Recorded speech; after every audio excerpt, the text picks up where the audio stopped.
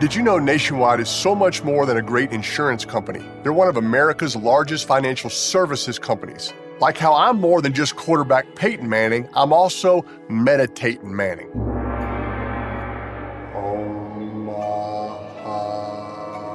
For your insurance and financial needs, Nationwide is on your side. Nationwide Investment Services Corporation, member FINRA, Columbus, Ohio.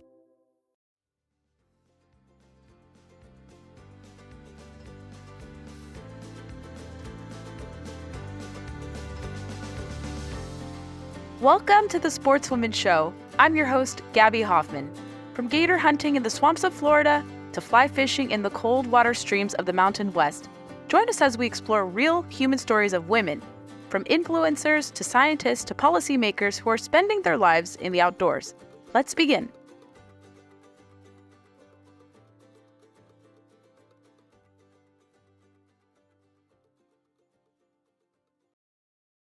Mary, welcome to the Sportswoman Show. It's so good to have you on. You're a busy lady. Good to catch you. G'day. It's so nice to finally get on here and get to chat with you. We've been planning it for a minute. We have been, but I mean, you're juggling mom life. You and your husband are traveling for your show. Now that's a little downtime for you ahead of a crazy fall hunting schedule.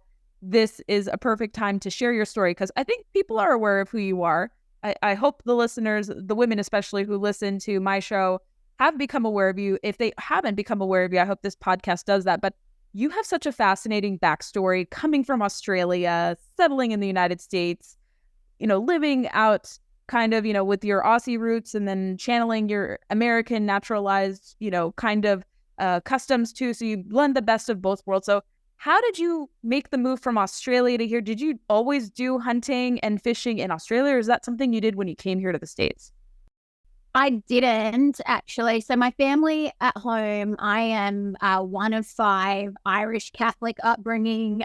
My sister had her little girls that lived with us. So I essentially lived in a household of 9 people growing up. Coastal Sydney, and then we have a cattle farm 2 hours outside of Sydney, where I pretty much spent every weekend my entire life from when I was 3 years old. And I learned how to ride a dirt bike before, like Pee-wee 50, before I could ride a bike. And that's really where I was always drawn to being down at the farm.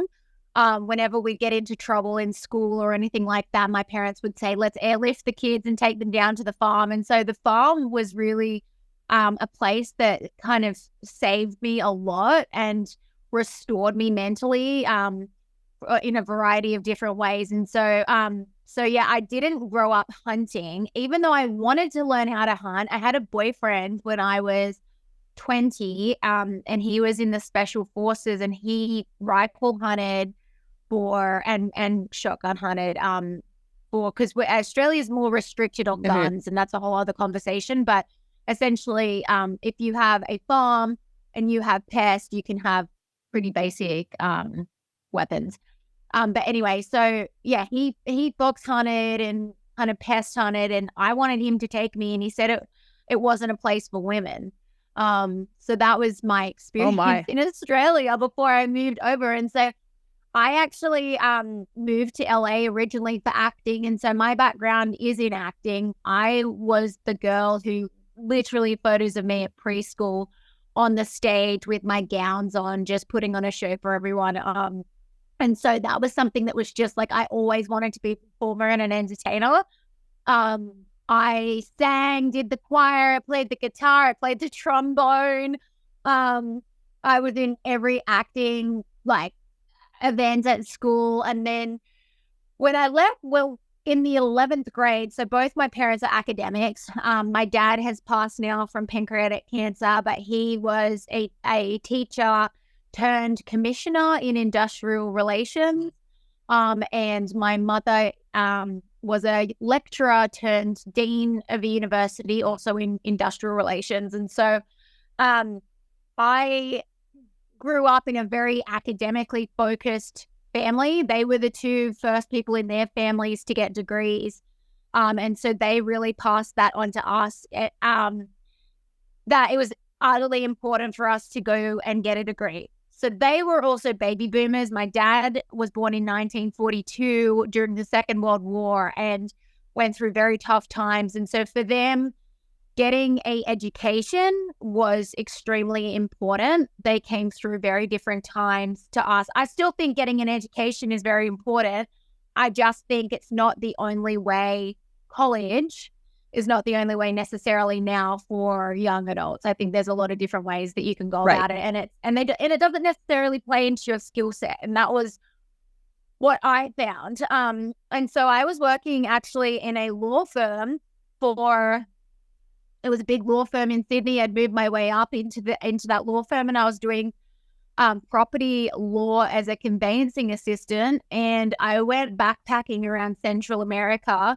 And it was when the swine flu had just broke out, and I was meant to do Mexico, and the swine flu broke out. And so I had to go and do Costa Rica and Panama. And I had the best time of my life. It was like the freest I had ever been. I'd grown up traveling a lot, but with my family. And this was like my first big trip with a girlfriend and I, truly by ourselves, backpacking and all that stuff. And I came back from that trip and I had the travel bug. And so I essentially saved up and I went on one more trip and I backpacked around Mexico. And at the end of that trip, that was like a 3-month backpacking trip. And I just had the best time ever. And essentially I got back to Sydney and all I had ever wanted to do was act. And I felt this draw to be in the US. And I don't know if that's something that comes from growing up watching American movies, because, you know, when I was growing up, the US was like where everybody wanted to be, especially if you're in entertainment, the best movies, the best music, culture, blah, blah, blah. And so I think I was pretty influenced by that. And always just felt like I didn't have a plan B.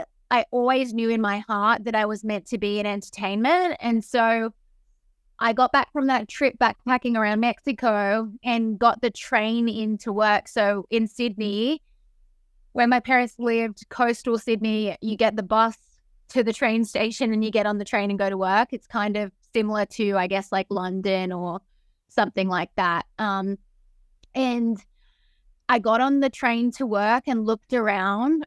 And for anyone who's watched the movie Groundhog Day, it was like that, except everybody just looked miserable. You could just tell they'd all been out all weekend, making bad decisions, spending all their money, exhausted, now back into the rat race. Monday, gonna go and grind it out and suck it up until Friday afternoon and go and spend their money and waste their time again. And I just made the decision on that train trip that wasn't going to be my life. And so I went into work that day, and my boss and one of the partners at the office, they had been not nice to me. They were all, you know, it's a very high stress environment, any corporate environment, but corporate big city environment when it comes to massive property deals or investments and anything like that. It's a very hard culture. I'd had, one of the partners had been a bit of a sleaze bag, and it had been very uncomfortable for me anyway, and all that stuff. And so I went in that day, and my boss actually snapped at me about something really stupid and mediocre. And I just went, no, that's it. And I quit. And so I quit, and I was making great money. I was making $75,000 a year, and I was like 22, 21, which is a lot of money for a young woman. Especially back then without, you know, the inflation. That was huge money for me back then. But I quit and I went home and I told my parents, and they were like, okay, so if you're going to do this acting thing, you need to take it seriously and learn the craft. And you need to go and study it. And I was like, all right, I'm going to figure out where to go and study. And so I looked at a bunch of different universities, and the one that stood out the most to me was because university for me, the theory side of it was always very challenging. I can learn a script, but when it comes down to a lot of the theory, it's always been a struggle for me. I don't know why. And I wanted to find something that was really hands-on and practical. And the New York Film Academy had just moved to Warner Brothers movie studios on the Gold Coast. And were offering like a great program. It was a 1 year, 5 to 6 days a week intensive acting for film and film studies. And I was like, that's it. That's exactly what I need. And so I packed my bags and moved to Queensland, Australia, and started this course. And it was amazing. I learned method acting, film, lighting, editing, absolutely everything. I loved it. And that really threw me into the film world. And so then I did a couple of shows in Australia. I was on The Bachelor, a couple of little shows. And then I got enough press behind me to move to LA. And so essentially what happened was before I moved to LA, I visited Nashville for CMA Festival. Loved country music. A girlfriend and I were traveling before the big move. We were like, yeah, let's just do a bit of a trip before I moved to LA and do this thing, because I knew it was going to be hard for me when I got there. And so we went to CMA Festival and fell in love with Nashville. Just fell in love with everything about it, from, it's just such a vibrant city. There's so many trees around, everybody's welcoming, there's music everywhere, and just so fun. And so we went and did that, and then I moved up to LA straight after that. And I moved there not knowing where I was going to stay. I didn't know a single person, and I literally just turned up and was like, all right, I'm going to find a hostel that I can work in and see if I can work for rent, and I'm going to do that thing. And so essentially I ended up finding a hostel in Hollywood, right off Hollywood Boulevard. If you've ever been to LA, like where Mel's Diner is, literally behind that, right in the thick of it. And I cleaned toilets and the most disgusting of scenarios. And that was my thing. They eventually gave me, so you get like knocked up. If you you get bumped up in your accommodation when you stay working for the hostel. And so I went from living in the hostel to then living in an apartment with the workers. But the apartment was 20 times worse than the actual hostel, because the hostel actually was pretty clean because it gets cleaned every day, twice a day. And so I moved over to this apartment and it's like covered in roaches and it was just so disgusting. But I was so determined to make this acting dream happen. And essentially LA ended up being like it was like the bane of my existence. Everything I thought it was going to be, it wasn't. I couldn't find good friends. I was struggling to get auditions. Nobody was nice to me. It was dirty, grimy, hot, no green. I started bartending for this bar, and the guy wouldn't pay me. And then he'd text me saying, come and get your tips at like 2 a.m. So I never got my tips, all this stuff. And then essentially the catalyst of me leaving LA was I had refound my relationship with God in the process of all of this happening. I hadn't yet got saved, like officially saved, but I had reunited my relationship with him on a one-on-one level. And so I was going through this whole process every day, waking up where I was praying and talking to him. And I could feel in my spirit that there was something really like moving inside of me, and there was a decision coming. And so anyway, the catalyst was I was walking down Sunset Boulevard with another actor friend of mine, and there was this, I can only say he's a street person. I'm going to say he was a junkie because he was very much acting like he was on drugs and had all the signs that he was, but essentially bleeding out the back of his head. And there was another guy with him screaming, he's been shot, he's bleeding. And I said to the guy that we were with, that I was with, it was just him and me, we need to go and help this guy. And he said, it's not your problem. And then I said to him, well, it's never anybody's problem, is it? And that's the problem. And so then I walked up to this guy, and essentially it took about 45 minutes for anybody to stop and help him. There was a guy going for his morning run, and I didn't have a phone on me, and I asked if I could borrow his phone to call the ambulance, and he said that he didn't have the time.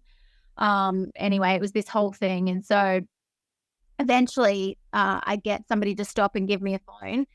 I call the police and the ambulance come. They get my story, and then they just start patching the guy up on the side of the road, and they send me on my way. And when I got back to the hostel, I just was thinking it through the entire situation, and I couldn't understand why they hadn't taken him to the hospital. And that really bothered me because I knew the severity of the situation. And that was the moment for me where it was like, I didn't realize it at the time, because right now I feel like, if you're a believer, if you're not a believer, to me, I feel like the spiritual world is presenting itself a lot more clearly now. I feel like the veil has been lifted, and I feel like we're in a spiritual battle. And I couldn't understand it at the time, but God was essentially telling me, if you stay in LA, you're probably going to have success, but you're going to be making a deal with the devil. And I knew that in my soul at the time. And I knew that what I felt was, this place is going to make me have to compromise who I am to have success, and I'm not willing to do that. And so I had about $500 left in my bank account, and had the decision to either go home or do something else. And something just kept saying to me, go back to Nashville. And I believe that was the Holy Spirit. And so I spent the last of my money to change my ticket, and I went back to Nashville. And it was like a penny drop moment. I landed in Nashville, and LA is just dirty, hot, grimy, smells like weed everywhere. I landed in Nashville, and it was June or July by this stage, I think. And it's just green and lush and pretty, and everybody's happy. And I went into a cafe in 12th South. I did not know where I was at the time. No car, nothing, walking everywhere. And I asked the lady behind the counter at this cafe for directions. And she said, yeah, gave me the directions. And then she said, hold on a second. And she turned around and filled up a jam jar full of water. And she handed it to me and said, take this for your walk. It's really hot outside. And that was the moment where I realized this was a different place, and there was something here that I wanted that was not available in Los Angeles. And it was just kindness. No, I mean, I've never experienced that before, where somebody has done that to me, but it was the sign that I needed, that there was something in Nashville. And so I ended up going back to Sydney, and everybody was like, what are you going to do? And I started chatting with a friend of mine who was working for the music networks in Australia. And I had actually done some part-time work at Fox. And so Fox had under it, it was Channel V, which was kind of like MTV. And I was doing some intern work there years before. And she was working there, and she was one of the head of marketing. And I was chatting with her. She said, what are you going to do? And I said, look, if it's going to take me being in LA to be an actor, it's not going to happen, but I'm a really good entertainer. And I think that there's a market in country music for me. From what I can tell, there are no females. There's no hosts, Australian hosts, working in country music in the United States. Certainly not any females. And so I'm going to be the first. And she was like, you're crazy. What are you going to do? Like, are you going to start interviewing people here and then go over? And I was like, no, I'm going to go straight to Nashville. And it was just a very divinely led thing. No one believed in me. No one believed, like, my family thought I was crazy. For the next 2 years, I would fly back and forth from Sydney to Nashville doing 3-month stints. So I would save up $10,000 in Sydney. I was working reception. I was bartending, however I could make my money, sometimes 2 or 3 jobs. And I would fly back to Nashville. I created a platform for myself, which is, I think I met you somewhere around this time, Gabby, Honey on the Railroad. At least digitally. Yeah. Digitally, yeah. And so I made a couple of really good and clever decisions, which I didn't know were going to pay off how they did in the long run. But I made the decision that I was going to invest my money to have them well produced, sit down, filmed interviews, edited properly, in depth, stay away from garbage, trash talk where you're just digging into people's lives about things they don't want to talk about the things they want to talk about, edit them well, highlight people in a good way that's telling their story, and then put it on a platform. And maybe one day somebody's going to see my work and want to hire me for a bigger job. And so after doing that for about a year and a half, the country music channel in Australia reached out and asked me to be the red carpet host for the Country Music Channel Awards red carpet in Australia. And that, at the time, it actually doesn't exist now. It's so funny. It stopped in about 2019, but they hired me to be that red carpet live host, which it's the CMAs in Australia, and all the international artists come over, and then following that is CMC Rocks, which is the biggest country music festival in the Southern Hemisphere. And so I did that and I killed it. I was so nervous that I was like so over prepared, but I did really well. Well, not well compared to my experience level now, but I did really well for my experience level then. I look back on my interviews back in the day and cringe at myself so much, but I interviewed Jason Aldean and Kelly. It was actually when Kelsey Ballerini and Morgan Evans met at that. She was hosting it and they met at that award show. But so I interviewed a bunch of really big artists. I actually met Drake White there, who's become a good friend of ours since, and Kit Moore and all that. And so I then had all this content that I had now in the can. And so when I came back to Nashville, I had more up my sleeve, and that progressed. And I did that for a couple of years. And then somewhere in there, I met my now husband, Zach, who at the time he's from Georgia. So he's a Georgia boy. And he at the time was working and producing. He'd been there for, I think, about 5 years, Sub 7 Studios. So if for anyone who is in the outdoor industry, they'd be aware of Lee and Tiffany the Crush, Jeff Foxworthy Outdoors, Craig Morgan, all those very, very big shows that were like the it shows from the start of outdoor TV, essentially. And so that production house that he worked for always produced those shows. They were the hottest production house in the industry. They did epic work. They had the best cameras, and Zach was very, very good at what he did. And so we met somewhere in there. And I don't know if it was him trying to swoon me or what, but he offered to come and film, and I never asked him, not once, but he offered to film my interviews for me with these artists that I was doing, because I was still doing these interviews in Nashville and flying back to Australia every 3 months. I didn't have a visa yet. FYI, for anybody who goes the legal route of becoming an immigrant, like I did, it is extremely hard. It's extremely tiring, expensive, etc. But it's something that I'm very proud of, immigrating legally. My parents did Very the proud same of thing it. too. Ask anyone who's a legal immigrant. They're very proud of it, and they can talk to you about how they feel about the current situation in the United States. But and so I met Zach somewhere in there, and I guess to swoon me, he would start to film some of my interviews for me. And I mean, it was just like night and day, the quality that he was doing, the sound and everything. And he made my stuff look really good. And I realized that we were actually a great team. I'd never had a boyfriend before that was into entertainment, even though it was very different entertainment. He was coming from hunting. I'd never known anyone who filmed hunting. But it was still storytelling. And so we kind of connected on that level. And obviously coming from Georgia, he loved country music. So so that's where that all started. And then through him, so he started bringing me around to conventions, which I didn't even know outdoor conventions existed back then. This was 2006, 2016. So 2016. Somewhere in there, I met Mitch Petrie, VP of programming at the Outdoor Channel.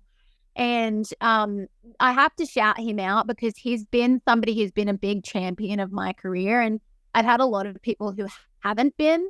And so, including family members, and that's okay. Like people only know I've learned that people are afraid of what they don't know. And I think that actually is very significant in the climate of today. And I would love if people were just a bit more open-minded to things that they don't understand so we can communicate on a better level. But anyway, he was a big champion of my career from the get-go, and kind of like just a really good friend. And so an opportunity arose in 2018. Essentially, I got into hunting. I'll tell you guys, I'll tell you my first hunt when I get to the end of this career story. But that got me into hunting. And after my first hunt, I was just absolutely hooked. I felt like this entire part of my life had been missing that I had just discovered, and I just wanted to keep learning more. And I wanted, it overtook my life. And so country music and hunting and just the outdoors in general really just fell into one pot. And I wanted to try and find a way that I could put both of those passions together. And honestly, it's not a original idea, but nobody was really doing it as a brand. Please talk about Country Outdoors, this melding of your love of country and then your newfound appreciation for hunting in the outdoors. So what is the premise of the show? Yeah.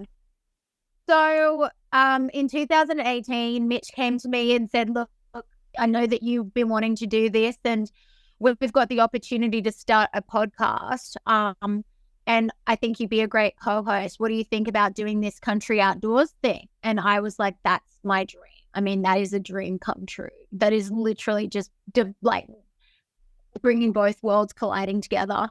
And so in 2018, we started that. And the whole premise was, it's country music and the outdoors. But at the time in Nashville, a lot of the country music industry was being run by, how do I put this delicately?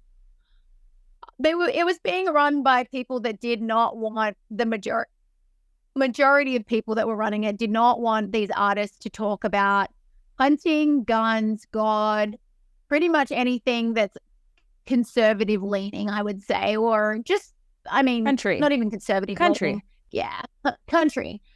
And so they weren't allowed to talk about any of that on any press junkets, on red carpets or anything like that. And so this was a market that opened up that free space for them, that where they were safe to do it. And so on our first season, we booked Tyler Farr, Dylan Scott, Jordan Davis, like all these big artists that were just so excited to have some way to talk about what they love, because all they talk about is their music. And it was just like, for us, it was just awesome. It was a blessing. And so we booked all these really big artists the first season. The hype was there, and honestly, it just took off, and the brand just started taking off. It was just very divinely led. I think Mitch and I made a great collaboration because he comes from outdoor television and has that entire side, and then I'm kind of the newbie hunter that has my new fresh outtake on it all, but I'm also very well versed in country music. And then I have my husband behind me who has all this, history. And so it was just a really great collaboration. And we're actually going into the 5th season of it now, which is going to be video and audio.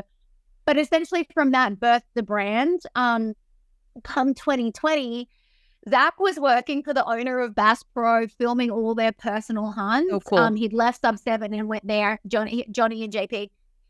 And we really just had been talking about wanting to do something for ourselves and build our own family legacy, and also do something more with the community that we were a part of. And, when you're working for somebody else, you're always on their time. And so we weren't getting the time to be hunting together and doing all of these things. His skill set, my skill set, we were just like, we can do this together. Let's just try. Life is meant to be about taking risks. And so I pitched to the Outdoor Channel, because we both love turkey hunting, to do a turkey tour. And it was going to be, we pitched for it to be the first digital original. And the difference is we were going to air weekly episodes in season, which nobody was doing. No one was doing it. Now quick turnaround content is kind of everywhere, but no one was doing it in 2020. And Zach was like known for doing quick turnaround content. That's what he was like known for in the outdoor industry. And so they jumped on board with that. So essentially Zach quits his job with benefits and everything. We put everything into a U-Haul. We drive down to Florida and COVID hit. And we're like, oh crap. No one sent us checks yet. None of the partners, like we'd pulled on all these partnerships and we were like, no one's going to pay us. This is terrible. Anyway, long story short, we were able to do a bit of a camper RV deal where essentially we got given a camper to use, but we had to put the insurance under ourselves. All liability was under us. That was our saving grace, because we were down in Florida. We went and turkey hunted it in Georgia. And I said to Zach, I think all of the states are going to shut down. We need to get out west as quick as we can. And so we went for one grocery shop. We canned up. We tin canned up. By the time we got out to Kansas, all of the Southeast was like on lockdown, essentially. It was crazy. And so that was if that decision hadn't happened, I don't know what, and that in the camper, I don't know what would have happened to the brand, honestly. So by the time we got out to Kansas, we were fine. And we turkey hunted South Dakota, which never shut down, South Dakota, Montana, like Badlands, Kansas, Nebraska. We ate fresh turkey and that tin food for the next essentially like 3 months and produced these weekly episodes, and it just blew up. And we got like great analytics for Outdoor Channel. We had people contacting. I had women in New York that were in apartments that were messaging me saying, hey, I want to learn how to hunt. Amazing. I can't get meat. I can't get meat from the meat market. What do I do? I had a woman who was like, my parents have run out of all the meat in their freezer. I don't hunt. What can I do? Like, it was so cool. So cool. And coming from someone who didn't grow up hunting either, that was like something that I wanted to be able to do, is like pass on that torch, because I know how much it affected my life. And then, so with the success of that, we pitched to make it a year-round show, summer and fall, and the network jumped at it. And so, yeah, we're going into our 5th season of that, and it's been amazing. And then in 2020 as well, I started up my songwriters round in Nashville, which again would have seemed crazy, but I wanted to do a writers round in Nashville from when I moved there, but it's not something that you can just do. You need to know people, and you need to really earn your time in town. But I noticed that everything was shut down, and this was the opportunity because every big artist was in town. Certainly. And so I was like, screw it, I'm going to try. The Opry was shut, Ryman was shut, everywhere, but this one or two little writers round places. And so on the first show, we booked a great lineup and we sold out the entire show. And I was like, oh my gosh. But what we did was really cool. I was kind of like, if we're going to do a writers round, we need to make it really country outdoors. And so I found a taxidermist in town and I said, we need to make this look like Bass Pro. And everybody was down because nobody was doing anything. And so we brought in like a bull elk and all these like full mounts and decorated the stage. And it was so cool. It was honestly like one of those things that you can't recreate now because the times have just changed so much. Like but COVID, there were pockets. I know COVID was extremely difficult for a lot of people in a lot of different ways. But there was also opportunity that came out of it for some people. And for me, that was the case. And so we sold out every show during the pandemic. And people just wanted to be with other human beings and hear what everybody was going through. And there were all these big country music artists that are sitting 5 foot away from somebody talking about what they're struggling with. And it was just awesome. And then we're all talking about hunting and fishing and all the things that we love that are keeping us sane during the pandemic.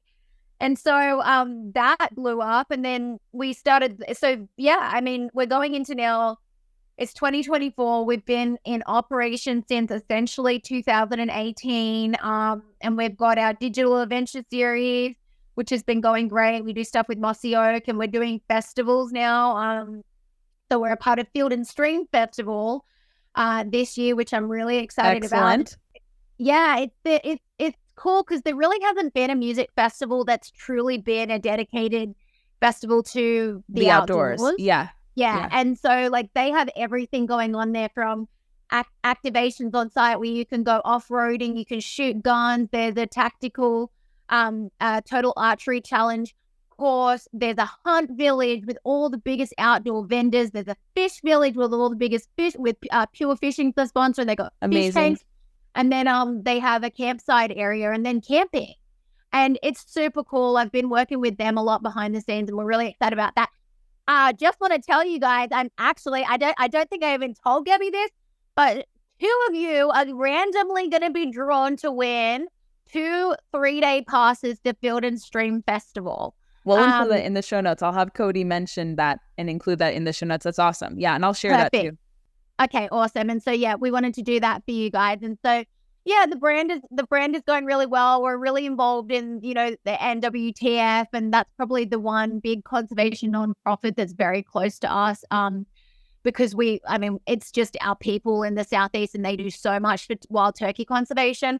And yeah, so everything is going well. That's it in a nutshell. I became a mother in June of last year.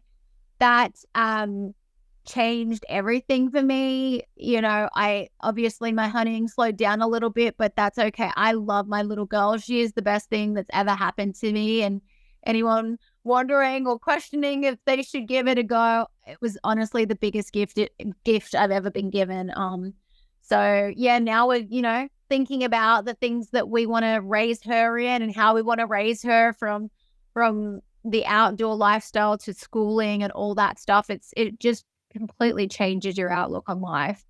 But I am so grateful that I'm raising her in this lifestyle as opposed to all the other options that are out there in 2024, because I feel like I just have the best community in the world around me. I feel like it's the most stable. It's just got a really, like, when it comes to ethics and hope and faith, I feel like I'm in the best place possible. So feel very grateful. Yeah. I want to ask you, who has been the most interesting country singer that you've dealt with to hunt with, or to sit down and talk about hunting and fishing and the country way of life? Gosh, that's a good one. Oh gosh, you've really put me on the spot with that one. And then who would be a dream person you'd want to talk to? Okay.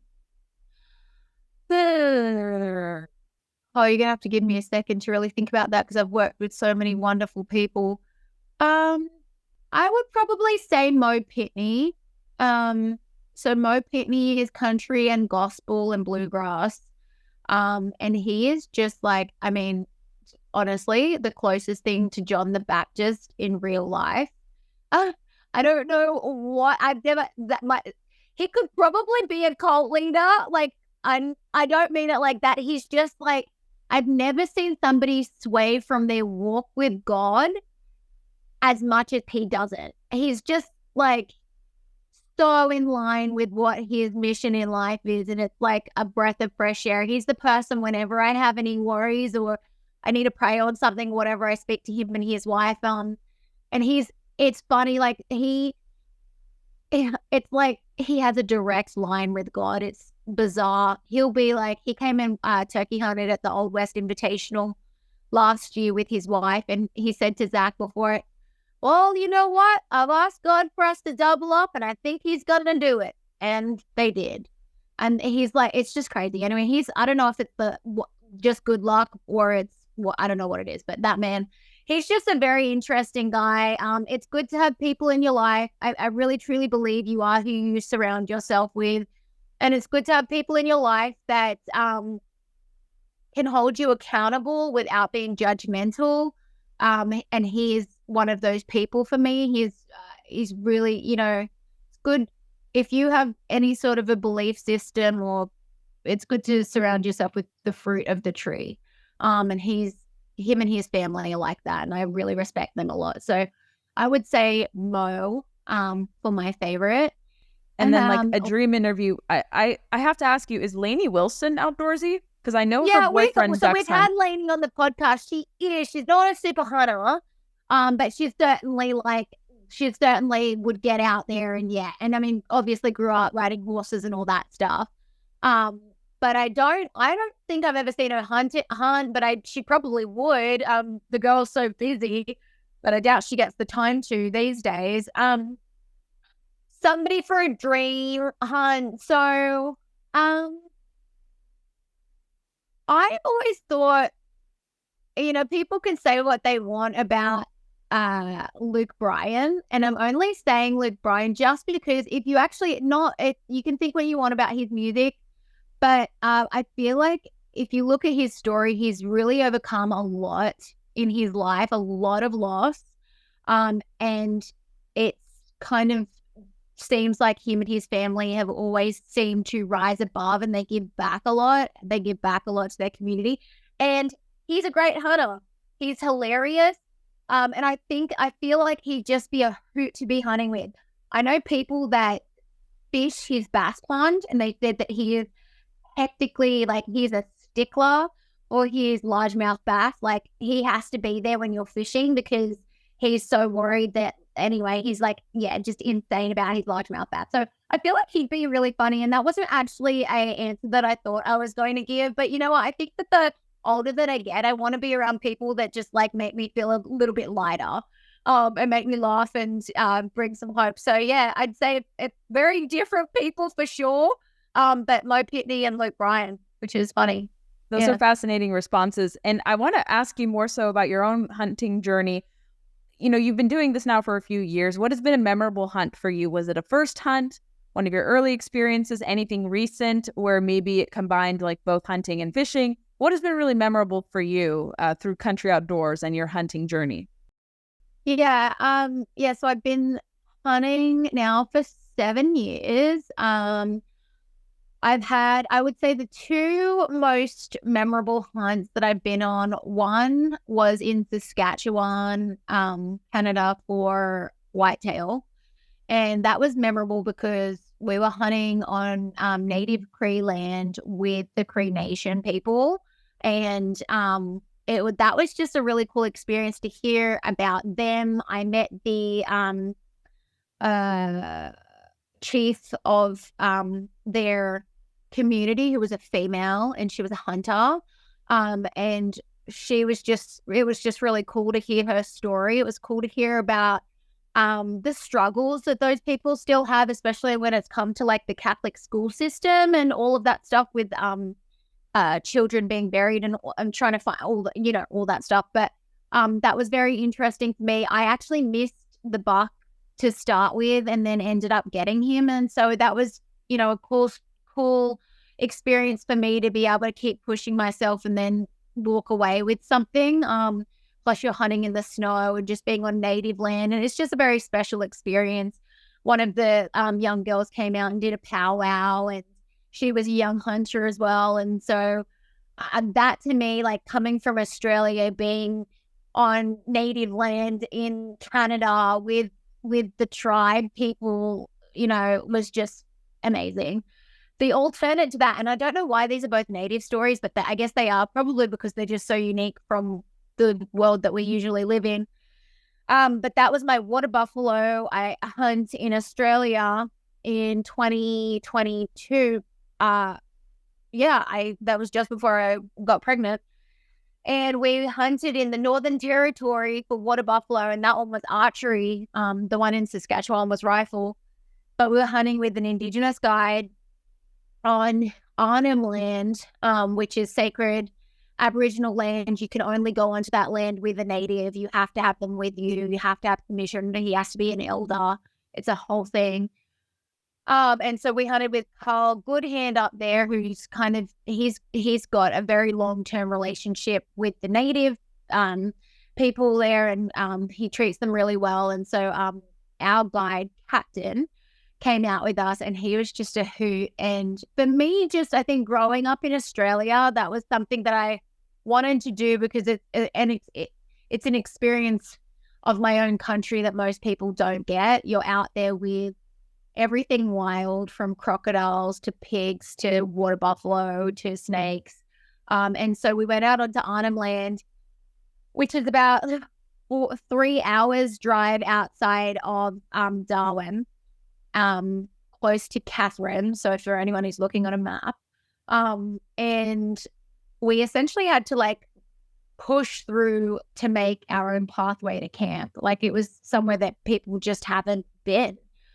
We found native artwork. Well, the captain found it. Every morning we would wake up and captain would be sitting on the top of a rock praying to the old people. And it was so cool to watch. You wake up there and it's just like, I mean, there's no cell service, nothing like that from forever. And you wake up to the sound of the kookaburras, which are an amazingly beautiful sounding bird, which is for me just very Australian. They sing. I've been to really a coffee cool shop in Florida with the namesake kookaburra. It's really cool, but nothing like Australia. Yeah, they kind of go is the sound that they make. And it's just like, we have kookaburras at my farm in Australia. And, you know, if you're down at the farm, that's what you wake up to. And it's just very Australian sound.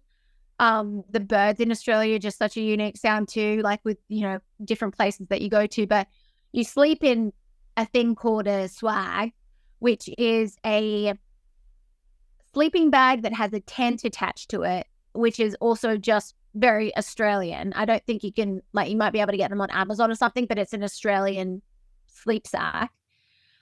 You sleep on the sand and just make a campfire, and you push through the brush to get there. And waking up to the birds and captain sitting on the top of the rocks talking to the old people, just praying that we're going to have a good hunt. And so the day that my husband and Carl shot 2 world-class buffalo. And so for the water buffalo, essentially they get pushed out of the herd by the mom at a certain time, and they have to go and roam the pasture by themselves. And they're very territorial. They usually don't find too close to each other. But they did. And that was that morning that captain had been praying on the rocks. And so Zach and Carl secured 2 giant world-class buffalo. And then I was like, I'm probably not going to get one. Like, this is, it's not going to happen. And then literally about an hour later, captain said over in the horizon, and I was able to stalk up to about 30 yards and get a shot. And that was the most heart-pumping adrenaline rush. It was crazy because where we were stalking through is river it's all wetlands, and it's where the crocodiles live. And so, like, before I stepped into this river, Carl was like, just be really careful, there's big crocs in there. And Carl's Australian. Carl also is not a baby, and he wouldn't say that to me unless there was potential danger. But in my head, I was like, you know what? If I'm going to go down getting eaten by a crocodile on a water buffalo archery hunt on Arnhem Land, this is how it's going to go down. I was like, Steve Irwin ain't got nothing on me.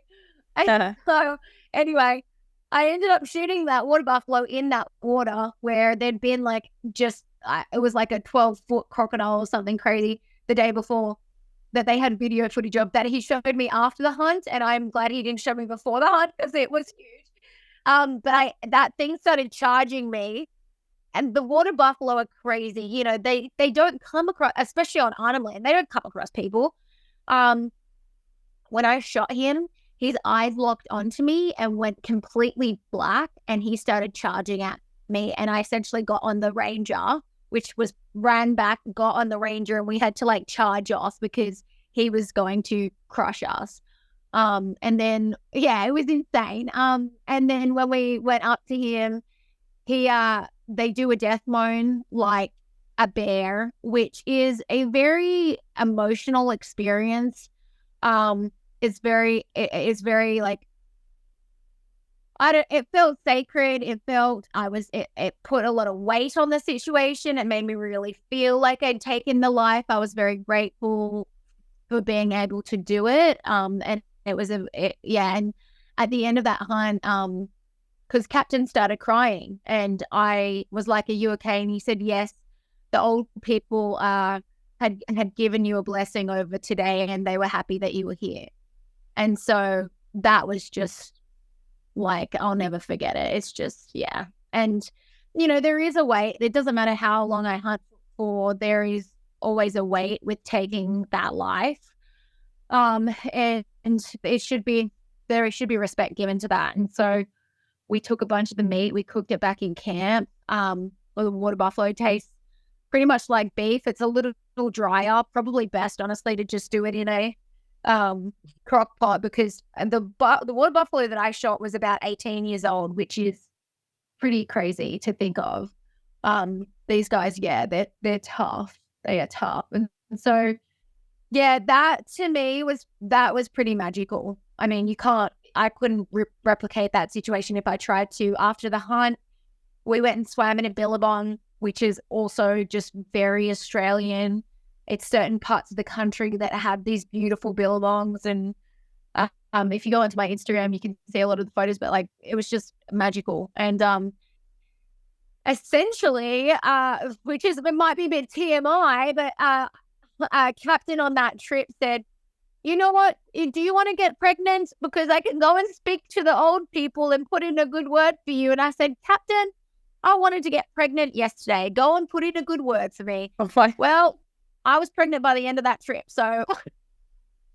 Well, it sounds like a very memorable trip, all things considered. I mean, in your native homeland and just getting such an impressive animal. And no, it's perfectly fine to talk about that. But I kind of want to round out our conversation because you've dished out on so many wonderful things. You've such a fascinating life story, Mary.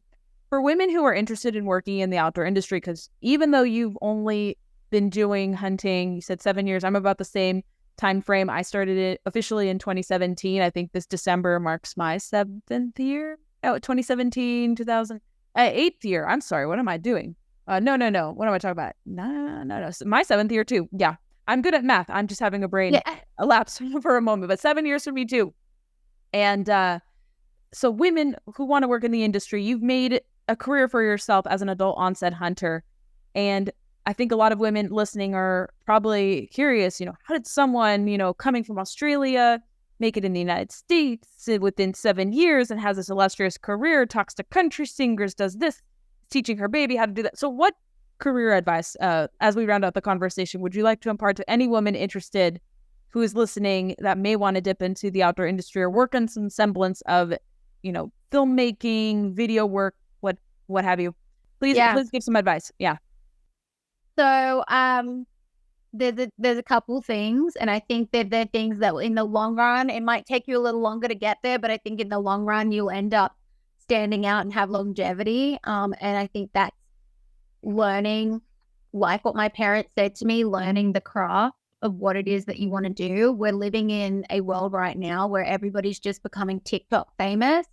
And I don't know how long those legs have, honestly. Like, I think that quality will always outshine on the performance sector.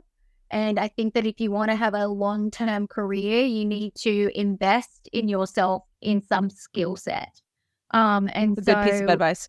Yeah, if you want to be a filmmaker, you don't have to go to film school, but learn everything you can for free online. There's so many courses. Buy a camera, borrow a camera if you can't afford to buy it. But learn how to be really good at that and learn the history of it. Read books on when film started and who the great filmmakers are and, all the different genres and all that stuff.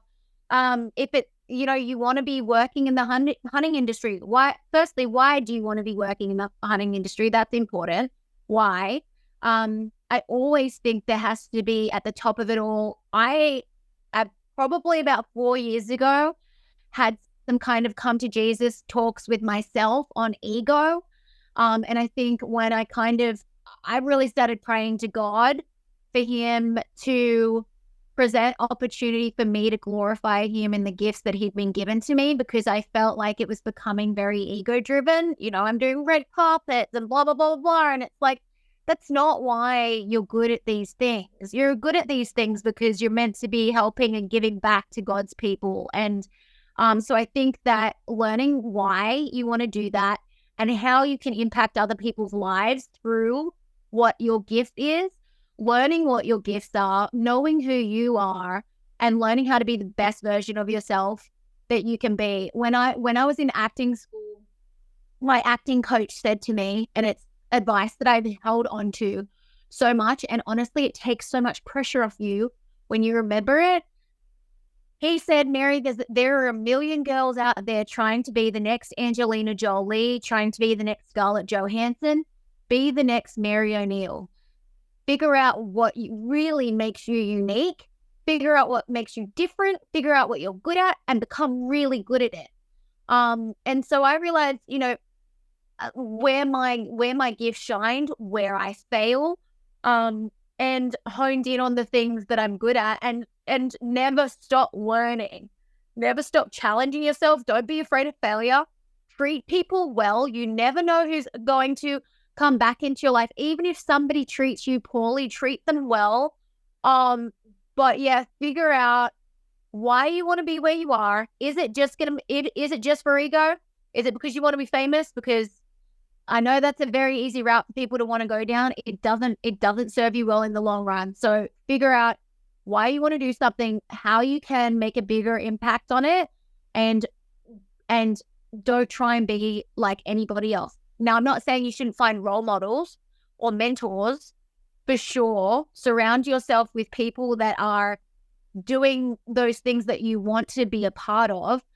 A volunteer, for starters, the amount of volunteer work I do or free work that I still do is insane, but it's a part of the bigger mission, and it's important. I mean, I'm going to something tomorrow, which is unpaid work, but it's beneficial for the bigger picture. But like, yeah, for the outdoor industry in particular, volunteer work for nonprofits and meeting people in those places, going to conventions, contacting people, be a bit bold when if there's somebody that you want to mentor from, flattery serves well. Be bold, contact them, say, hey, look, I'm not asking for much of your time, but every now and again, would you mind if I contacted you for some advice? Most of the time people are going to say, sure. And I did that with a few people because I was given that advice from somebody who was an entertainer, and that was great advice. Yeah, I think that's probably it. Yeah.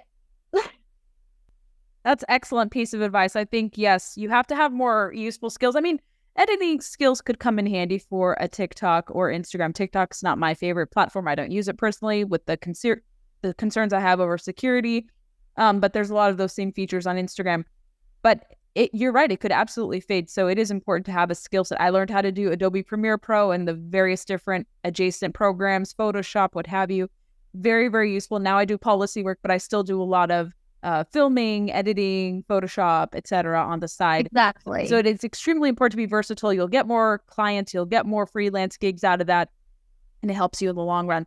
Mary, where can people connect with you? Follow Country Outdoors, see what you're up to. Where would you like to send our listeners to?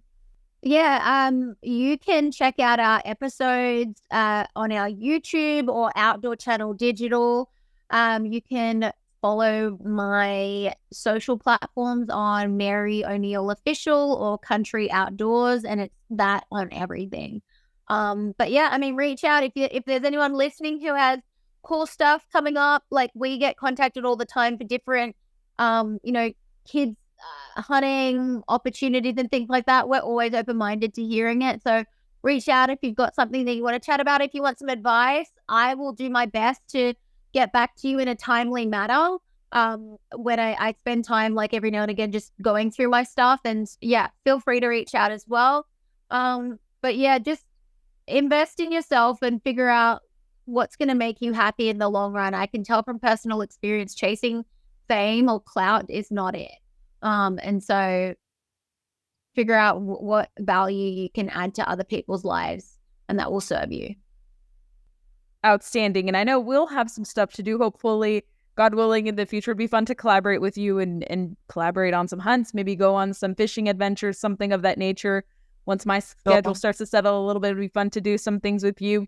I may send some people your way. I mentioned I have a couple ladies who might be interesting for your program. So Mary, it's been a joy to have you on the program. It's probably one of the longer interviews we've had, but you have such a nice story. I didn't want to cut or interrupt you because I think it's important for the women who come on the show to speak however they want to speak, long or short. And you've provided such interesting commentary and insight into the industry, especially as a newbie adult onset hunter. And I think women will really appreciate your perspective. Thank you for coming on. Thank you.